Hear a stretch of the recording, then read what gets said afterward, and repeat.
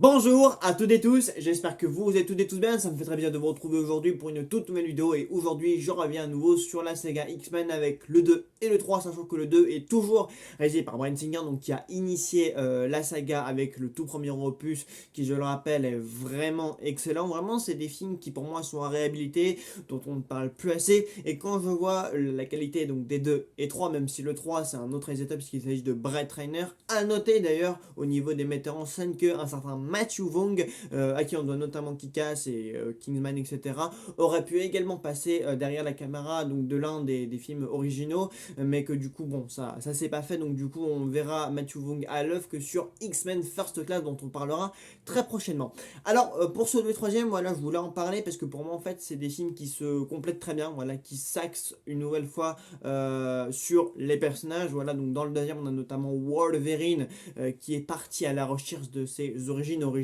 qu'on aura pleinement et vraiment que dans X-Men Origins Wolverine, dont on aura également l'occasion de reparler sur la chaîne, parce que pour moi, je trouve que c'est un spin-off qui vaut vraiment le coup et qui est vraiment bon. De toute manière, pour moi, le seul souci avec X-Men Origins Wolverine, c'est d'avoir voulu accorder du crédit finalement à un personnage qui a déjà beaucoup la vedette déjà dans la trilogie, même dans la franchise X-Men. De toute façon, Wolverine est une pierre fondamentale, est une pierre précieuse dans toute cette team, voilà, pour moi. Mais ça n'empêche pas à X-Men 2 d'exister, d'être encore plus généreux en action, voilà, de nous présenter des personnages encore plus profonds, voilà, de creuser certaines relations, notamment la relation entre Jean Grey et Wolverine, la relation également entre Cyclope et Jean Grey, voilà, qui dans ce film-là a une importance capitale. Et puis dans le troisième, évidemment aussi la qualité des scènes d'action, voilà, aussi avec l'entrée du personnage de Kitty Pryde, donc qui était joué à l'époque par celui qui était à l'époque celle qu'on appelait Helen Page, si je me trompe pas. Mais voilà, je trouve que ce sont deux films vraiment qui regorgent de beaux moments épiques, voilà, de beaux moments entre les personnages, tous les rapports entre Jean Grey et Wolverine toutes leurs scènes sont assez belles. On a quand même toutes les scènes d'attaque, notamment dans le 2, toute la partie où l'école est attaquée. Vraiment, c'est une partie qui est super réussie. Bon, après, il y a toute cette partie où les X-Men sont trahis par le frère d'un des mutants chez qui ils sont. Bon, après, c'est vrai qu'il y a quand même des dénouements assez faciles. Voilà, il y a quand même des facilités au niveau du scénario, mais bon, il faut bien faire avancer l'histoire. Mais je trouve que ces deux histoires vraiment qui se complètent, voilà, et même si le troisième est fait par quelqu'un d'autre, je trouve qu'on a un affrontement final, hein, comme son titre l'indique, un affrontement final vraiment efficace, voilà, avec un Wolverine qui est déjà très clé, qui a déjà toute son utilité et qui a déjà l'apothéose, même si on aura l'occasion d'exploiter vraiment le personnage en solo dans toute la trilogie qui lui sera consacrée. Donc ouais, X-Men pour moi c'est une trilogie vraiment qui se vaut, qui se doit d'être habilitée, bien entendu qui a des défauts, notamment le fait que quand on voit ce qu'est le personnage de Jean Grey, comment elle est exploitée dans X-Men l'affrontement final, en fait on se demande du coup pourquoi X-Men Dark Phoenix, donc sorti en 2019, existe, sachant qu'on a, alors c'est pas les mêmes scénarios, c'est pas non plus les mêmes interprètes, vous me direz, mais disons qu'en fait on a déjà l'exploitation de son côté le plus sombre en fait dans X-Men 3. Et donc en fait moi quand je regarde X-Men 3 je me dis mais en fait là le scénario le scénario qu'on a déjà dans ce film là du coup il ressemble déjà à celui en fait qu'on aura des années plus tard dans X-Men Dark Phoenix, qu'un X-Men qui se vaut très bien, hein. Moi j'ai rencontré ce X-Men Dark Phoenix, bon, qui a été très mal aimé. Décidément, il y a quand même beaucoup de films X-Men qui sont quand même assez mal reçus, et je crois que ce troisième film a aussi été très mal reçu. Mais pour moi, Jean Grey, de toute manière, est quand même, et de par le béguin que lui porte Wolverine, c'est quand même un personnage fondamental. L'actrice la joue très bien, mais je trouve que elle est beaucoup plus utilisée, beaucoup mieux exploitée en tout cas dans ce troisième opus qu'elle ne le sera dans Dark Phoenix. Et du coup, je comprends pas trop pourquoi on a cherché davantage à refaire un film sur cette thématique de son côté obscur qui ressort, même si le troisième film encore une fois est bien et que Sophie Turner la joue très bien, mais je trouve en tout cas que dans le troisième c'est vraiment bien exploité, que j'ai eu l'impression par exemple de voir une sorte d'Anakin Skywalker en version féminine qu'il fallait chercher à nuire, parce que pour moi cette trilogie X-Men c'est un petit peu comme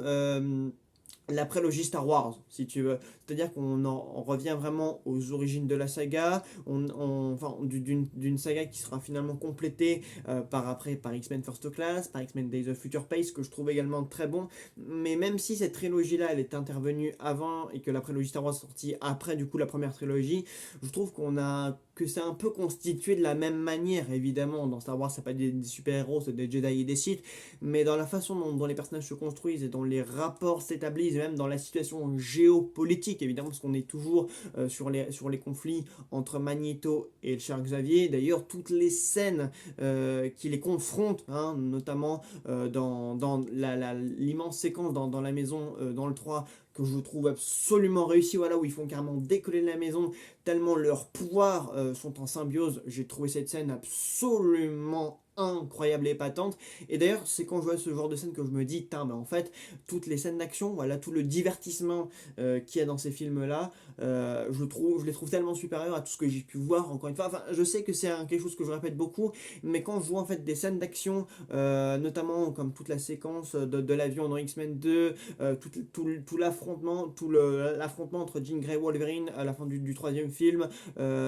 toutes les scènes avec Kitty Pryde, pareil dans le 3 et tout, je me dis que ces films-là ont tellement plus d'efficacité, c'est tellement mieux fait au niveau des effets spéciaux, comment les acteurs les jouent, au niveau de la fluidité du truc et tout, au niveau de l'entertainment, je trouve que c'est tellement mieux fait, même que dans certains films du MCU réunis, quoi. Il y a pas, pour moi, il y a rien, c'est même pas... enfin, il y a un débat, forcément, parce que le débat existe toujours, et c'est pour ça, d'ailleurs, que c'est ce qui fait aussi la beauté de la pop culture et du cinéma, mais pour moi, en fait, ces scènes d'action-là sont vraiment bien faits, et ce sont des films qui, pour moi, ont super bien vieilli. Alors, quand j'entends, ouais, X-Men 3, c'est pas un film ouf, il a plein de défauts, ouais, c'est sûr, il a plein de défauts, je suis d'accord, mais parce que peut-être il y a des trucs qui sont un peu rushés dans le montage et tout, finalement même dans le parcours de Magneto, mais au final la relation entre Xavier et Magneto qui sera bien plus travaillée et approfondie dans la trilogie suivante et tout ça, mais je trouve que entre les rapports et les personnages et comment du coup ça donne lieu à des scènes d'action et à tout ça, même à l'équipe formée par les X-Men, je trouve que ça a tellement plus comment dire, de profondeur et que ça donne vraiment lieu à du grand et du beau spectacle. Voilà, pour moi la première saga X-Men, les metteurs en scène, donc Singer et Brett Renner, ont fait vraiment un excellent taf. Voilà, ils ont vraiment ils ont vraiment donné lieu à des adaptations qui ont super bien vieilli, voilà, qui ont traversé les générations, et quand on découvre ça aujourd'hui, bah, ça vaut encore le coup, quoi. Et quand on voit ça, on se dit non seulement que ce sont de bons blockbusters, mais qu'il y a quand même une patte, il y a quand même une personnalité, voilà, toutes les scènes qui incluent Wolverine, elles immortalisent et elles approfondissent encore plus le méchant, parce que Wolverine de base, et comme on le verra dans Origin Wolverine, de base c'est quand même une sorte de bête, c'est comme un animal Wolverine, et ce côté-là, ça sera davantage renforcé dans Days of Future Past, etc. Mais ce genre de trilogie-là permet en fait d'humaniser même certains personnages qui de base étaient vraiment juste des guerriers ou des animaux, voilà. On travaille aussi beaucoup sur la relation, sur les idéologies, sur les conflits qui unissent les mentors, les doyens de cette saga, à savoir Charles et Magneto, et on donne vraiment de la profondeur à des relations qu'on a commencé à développer dans le premier volet, comme Cyclope et Jean Grey, le conflit entre Cyclope et Wolverine, enfin voilà, on approfondit tout ça, et puis quand on réunit tout ça, ça donne vraiment lieu à des choses absolument superbes, quoi. Donc ouais, et après, bah, quand on les finit, c'est des films qui nous marquent, c'est des films qui restent graffés, on se dit, ah ouais, bah, il n'y a aucun film du MCU qui a réussi à me laisser une aussi bonne impression que cette trilogie-là. Alors après, est-ce que je préfère cette première trilogie X-Men au film suivant? Je trouve que ce sont de toute façon, les deux trilogies se complètent d'une certaine manière, mais je trouve que c'est une super belle équipe, voilà, qui sont tous pu avoir leur développement, leur approfondissement, que tous les pouvoirs sont superbement bien mis en scène. Cyclope, Jean Grey, Kitty Pryde, Wolverine, Charles Xavier, voilà, tous les personnages ont pu résoudre leurs conflits, ont pu vraiment être développés et exploiter au maximum de leur potentiel à travers cette trilogie. Et finalement, ouais, c'est des films assez géniaux, quoi. Même toutes les scènes avec le Cérébro. Bon, après, c'est vrai qu'il y a des révélations, notamment au fait qu'on pensait que Charles était mort, du coup, dans le troisième, à partir du troisième film, mais finalement, non. Voilà, il y a un indice qui tease que finalement, il sera de retour à la fin du troisième volet. Voilà, c'est des films qui nous réservent plein de surprises. Après, si j'avais un reproche à faire par rapport au deuxième film, je trouve par exemple que, parce qu'à la fin du premier film, on nous indiquait que Wolverine allait partir à la recherche de ses origines, de ses racines, et finalement dans le deuxième, il revient assez rapidement. Voilà, et ça c'est peut-être un reproche finalement qu'on initie quelque chose sur son personnage pour conclure le premier film, et finalement on le remet tout de suite dans l'action dans le deuxième film, et ça, bon, j'ai trouvé ça je trouvais que c'était un chouette scénario qui n'avait pas beaucoup de sens, voilà, mais bon, je suppose que c'était pour laisser de la place à un spin sur son personnage, même si à l'époque, je savais pas trop s'ils avaient prévu ça. Mais bref, voilà, je trouve en tout cas que c'est une trilogie,